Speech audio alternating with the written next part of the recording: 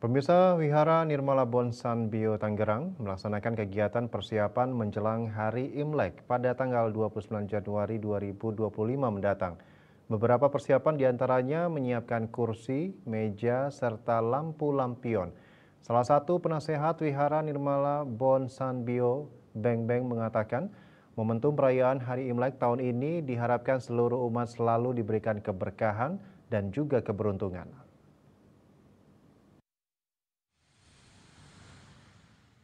Bertempat di wilayah Kota Tangerang, Wihara Nirmala Bonsan Bio Tangerang melaksanakan kegiatan persiapan menjelang Hari Imlek pada tanggal 29 Januari 2025 mendatang.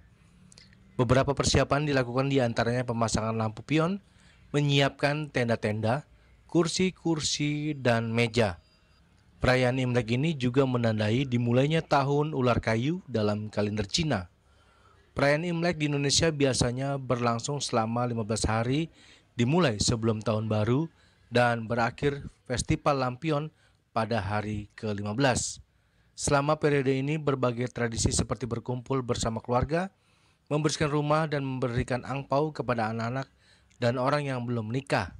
Hal tersebut menjadi bagian penting dari perayaan tersebut. Salah satu penasehat Wihara Nirmala Bonsan Bio, Beng Beng, mengatakan momentum perayaan Hari Imlek tahun ini diharapkan seluruh umat selalu diberikan keberkahan dan juga keberuntungan.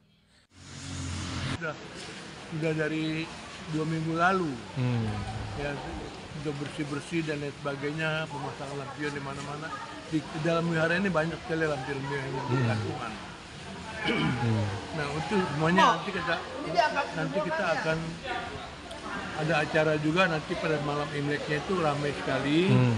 Nanti ada cai sendi bagi wisit, terus ada pohon teratai, lalu ada kesenian buceng.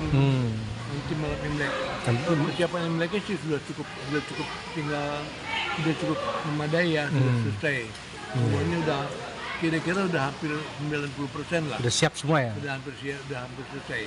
Jadi tinggal menunggu datang hari H-nya, yaitu tentang keberkahan dan keberuntungan. Karena Imlek itu identik dengan warna merah. Merah itu dalam lambang Chinese itu keberuntungan.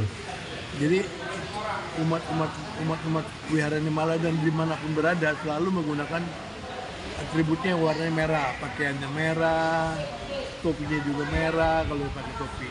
Dan itu untuk memohon kepada para dewa dan pada Tuhan Yang Maha Esa supaya dia diberikan keberuntungan pada tahun ini. Itu tujuannya.